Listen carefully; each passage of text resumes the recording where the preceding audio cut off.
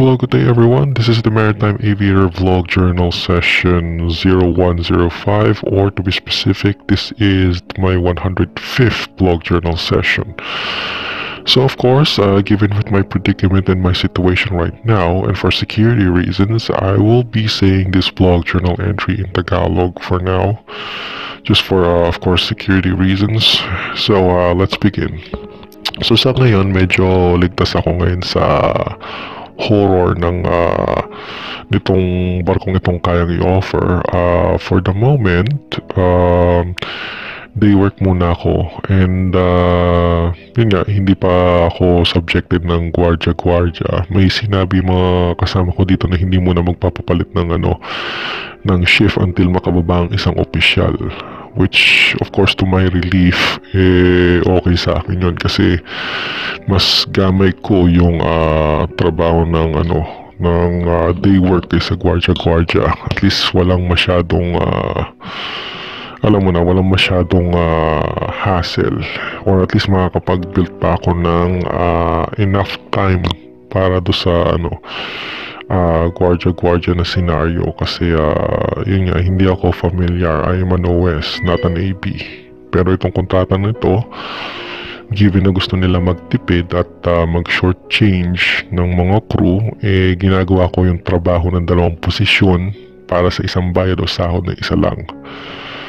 So anyway, I'm not, just to simply say, hindi ako fit as an OS AP. Fit ako as an OS, kasi yun nga. Now, in the meantime, habang nagdi-day work ako, yung itong si AB Magulang, yun nga, panay ang spread ng chismis sa akin. Sinasabi parang dinadoubt niya ang aking posisyon sa trabaho, at kinukumpronta pa ako, parang tinatanong ko ng gaslight, na tinatanong kung OS nga ba daw ako.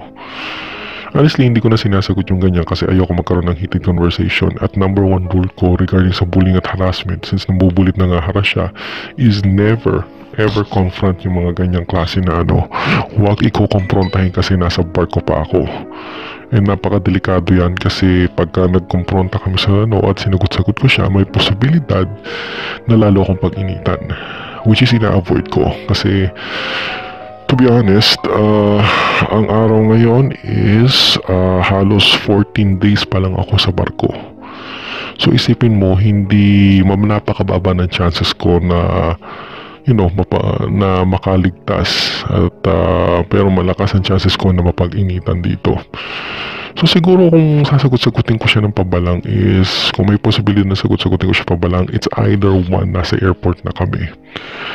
For the time being, wala akong choice kundi ngitian lang yun. Yung tipo na minamaliit ako. Kahit minamaliit ako. So yun ang nangyari kahapon, minamaliit niya ako, sinasabi na OS ka nga ba, ganyan-ganyan. Which, well, kung sasagutin ko lang siya, kung may doubt siya, pwede niyang basahin yung service record ko sa Seaman. May Seaman book naman kami. I'm sure naman kaya niya na magbasa kasi malaking naman siya. Pero kagaya nga na sinabi ko, hindi ako pwedeng gumanti ngayon kasi, or magsagot-sagot kasi delikado ang sitwasyon ko. Para ako mapag-initan, 14 days pa lang ako sa barko. And isa sa pinakamahirap yan na parte sa barko ay mapag-initan ka. Alam ng kahit na sinong seaman yan, whether mga veterano or mga baguhan, na mahirap mapag-initan sa barko. Pero ang problema kasi, mahirap nga mapag-initan, paano kung yung tao naman mismo ang lumalapit sa'yo para manggulo? Yun yung bullying at harassment. Katulad nito, si AB Magulang. So yun, pati pa rin yung niya, tinatanong-tanong niya sa akin kung ano yan, parang minamaliit pa ako. Sa totoo lang, kahit hindi mo ma-identify yan o hindi mo ma-identify yan, basta alam mo kung anong klase ng trabaho, okay ka na dyan. Ito si AB Magulang, gusto niya na maging technical pa, kailangan alam ko daw yan, ganyan-ganyan. Hindi ko kailangan alamin yan, at to be honest, hindi ko kailangan ng turo niya, lalo na kung ganyan siya. You'd be better off na, lalo na nanggagaling sa kanya. But anyway, like I said, hindi naman ako nandito para kontrain at makipag-away. Nandito ako is to record kung anong mga katarantaduhan na mga ginagawa ng mga seaman sa kapwa seaman. And at also magbigay na rin itong video na to as a warning para sa mga magsisiman kung ano yung haharapin nyo, kung anong klase, at least general description kung ano yung mga yung mga modus ng mga seaman sa bullying at harassment. So, yun, ang nangyari, of course, pinagkakalat niya, chinichismis niya ako na hindi raw ako marunong ganyan-ganyan, and of course, kasama ang intimidation at threats ng iba kong kasama na pauuwiin daw ko kung hindi ko alam yun. Honestly, hindi naman ako na kasi hindi naman ako maniniwala kasi hindi naman ang galing sa management yun, hindi naman ang galing sa Norway kung official namin yun. Pangalawa, kahit sabihin natin na gano'n na hindi dapat tayo maniwala, pangit yun na ugali ng ating mga kapwa Pilipino na manakot. Biro mo, ratings na sila, nananakot pa, AB nga lang siya, ang lakas niya na manakot mas lalo pa kaya pag naging official yan. So, pangit yun na ugali, napapaghalata yung ganyan na tinatakot mo yung tao, it never works out. And it will only magiging pangit yung reputasyon niya sa pagiging balasubas. Pero anyway, like I said, wala akong magagawa ngayon kasi bago pa lang ako sa barko. So, medyo may wala akong magagawa. Sitting duck ako ngayon. Ang only thing na maano ko is play defensively. Huwag kong i-agitate yung situation. So anyway, buti na lang hindi naman din naniniwala si Pumpman, yung Pumpman namin dito sa kanyang chismis kasi isipin mo nga naman, naisip niya rin yung logic Halos 11 years na yung tao, 12 years, tapos sasabihin mo hindi niya alam yung mga ganyang bagay na yun. Doesn't make any sense. Tapos sila ng mga sinakyan niya is puro tanker. Doesn't make any sense, diba? So, tahimik lang ako, pero in the end sino nagmukhang tanga do sa chismis na yun? Anyway, ang point here is, yan ang problema sa ating mga seaman. Yung mga seaman ng mga Pilipino talaga, napaka-chismosong tao niyan. Well, of course ako hindi ko chismoso personally kasi alam ko yung dangers ng mga chismis dito. And as much as possible, I avoid na gumaya sa kanila. In fact, I hate na gumaya sa kanila. Kaya I myself seaman ako pero hindi ako chismosong tao. At least not on the level na ipagkakalat mo yung tao na parang But anyway, hindi ko napapatulan yung ganyan. Hayaan mo mag-chismis siya kung anong gusto niyang i-chismis. Kasi at the moment, hindi rin talaga ako makakaganti. Hindi ako capable na gumanti given sa time na situation ko na nandito ako. So, ang magagawa ko lang, stay low-key, stay low profile and stay in the background. Do not stand out or draw any attention. So yun, I'll be continue monitoring yung pambubulit pangaharas sa akin itong ginagawa nito si AB Magulang. Frankly, kung titignan mo, the only reason kaya gusto niya daw akong matuto is because kung titignan mo ang overall arch narrative niya, hindi naman siya mahirap basahin gusto niya kasi maging batugan. Kaya nga tinawag kong AB Magulang diba? Kasi gusto niya maging magulang at manggulang sa kapwa niya Pilipino. Paano manggulang? Gusto niya, since ABOS ang ko dito, an official designation ko dito na work job position, gusto niya lahat ng trabaho niya as an AB itambak sa akin. So gusto niya ako yung magsonda, which is trabaho niya naman yun to begin with. Gusto niya ako yung gumawa ng ganito, ganyan. Just all in the guise or sa sabihin na natin ang pinaka-front niya is para daw matuto ako. Pero kung titignan mo ang hidden objective niya, kaya niya gusto kong matuto is because gusto niyang itambak yung trabaho niya sa akin. Isipin mo, gusto niya siya pa upo-upo dyan at ako ang nagtatrabaho. Diba? Makes sense. Which makes sense talaga. Pero yun na nakakatawa kasi yun nga, kapwa mo Pilipino, gugulangan ng kapwa Pilipino, itatambak yung trabaho sa akin. Siyempre gusto niya manggulang, pero mo siya upo-upo, sinasahudan siya na talagang sahod ng AB, while ako, isang OS, ginagawa ko yung trabaho niya, sinasahod sa akin sa ang OS. So napaka-unfair kung titignan mo.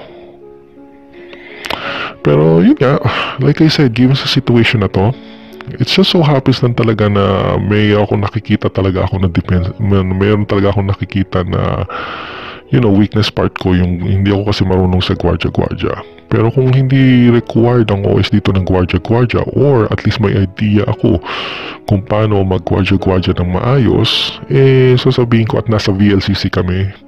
Like I said sa isa kong videos, sisiguraduhin ko na yung salita niya, ikakainin niya lahat ng letra doon.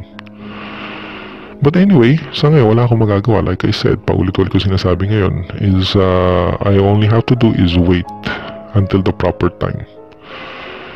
And of course, hindi ko naman palalampasin yan yung bullying at harassment niya, kaya ako nagre-record na rin. At least, bukod na sa nare-record ko kung paano yung methods niya, nai-inform ko ang general public kung paano yung mga takbo ng utak ng mga gagot tarantadong mga seaman. Ngayon yung mga seaman naman, of course karamihan ng mga seaman nagmamalinis. Ugali na rin din natin yung bilang Pilipino in general na magmalinis, na seaman daw niloloko at hindi na raw sila manloloko. Well, I beg to disagree on that.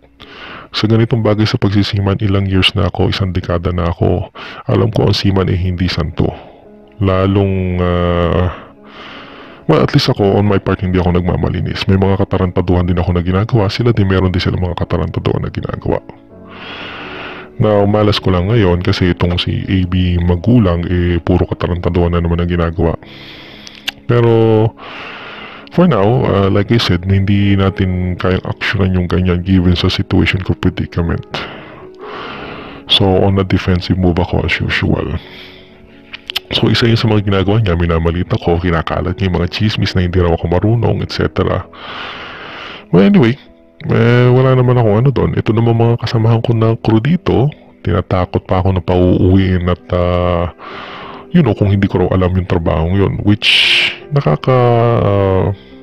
nakaka-dismaya kasi sali mo turuan mo yung tao, lalo mo pang tinatakot. I think hindi naman din ako naniniwala, pero pangit na ugali yun ng ating mga Pilipino. Kung palagay mo walang alam din, turuan nyo, huwag nyo takutin. Na kung hindi kayo masyadong kung hindi nyo, ayaw nyo rin turuan, that's okay. Pero yun nga, ang general saying is pangit yung samahan dito ngayon sa barko na to. Sa umpisa pa lang, 5 minutes pa lang ako nandito sa barko, I could tell the difference na.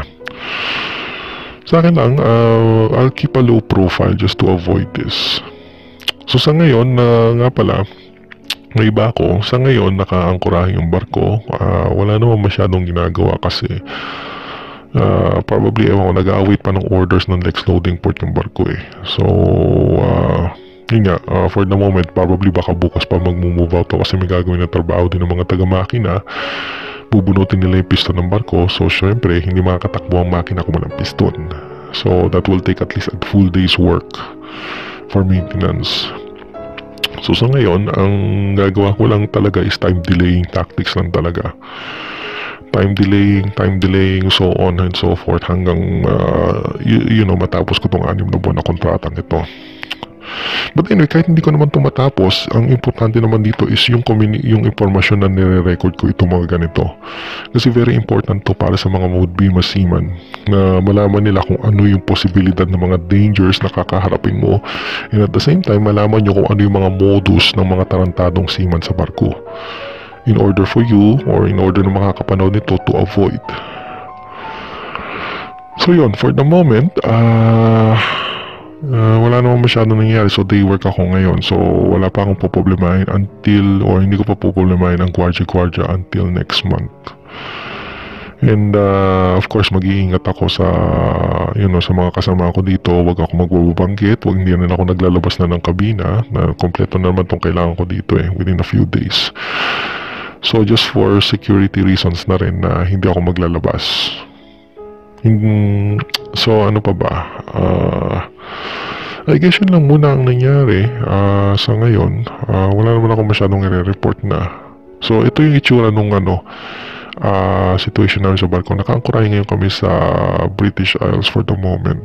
Pero I don't think it will be here on a long stay. I think hanggang ngayon lang probably. Given na ang shuttle tanker is laging operation halos araw-araw. So sa mga seaman, avoid nyo tong shuttle tanker kung gusto nyo. Kasi lugi kayo. Laging operation sa araw-araw, blah blah blah. Not really worth yung money. So ito.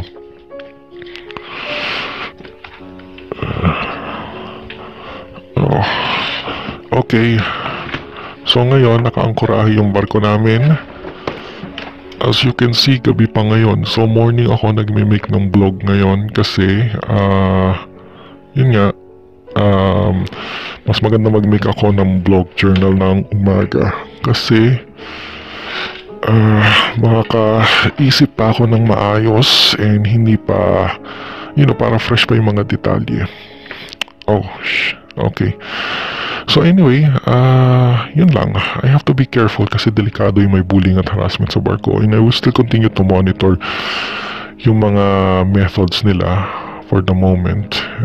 Continuous naman ang communications ko sa bahay kung sakaling may masamang mangyari sa akin. So alam ng mga kamag-anak ko kung sino yung mga nambubuli sa akin. Binigay ko yung pangalan. So hindi ko pa yung nabibigay yung litrato at yung crew list ng barko. So very important talaga yun. So next time siguro na rin since medyo mas okay na ngayon ang sitwasyon ko, probably I'll be taking notes na rin para medyo organize yung thoughts ko ngayon pag nag-report ako ng aking vlog journal. Kasi these past few days have been very tense sa akin kasi given nga nung itong recent bullying and harassment attacks na constant bullying at harassment attacks na ginagawa nitong si EB magulang sa akin. So nakakasad lang kasi yung pang-insulto niya sa akin at panjichismis, parang dinadoubt niya pa na yung OS ako, tinatanongin pa ako direct at iniintimida ako. Sinasabi na ganito ganyan, OS ka ba talaga? May parang nanggagaslight. So methods talaga ng mga seaman niya namang gaslight. Of course, hindi ko sasabihin sa kanya totoo kasi baka gamitin niya laban yung impormasyon laban sa akin yun. And frankly, wala akong tiwala sa kanya. May trust issues ako sa kanya. Naturally kasi siya nang bubuli sa akin eh. So yun nga, wala akong sasabihin sa kanya at wala akong sa kanya. It's a good method na rin yun. But of course, indirectly ko sasabihin yun at hindi ko sasabihin ng confrontational para to avoid any problems. So yun lang, I have to hold this out for 6 months and hopefully mapublish ko to.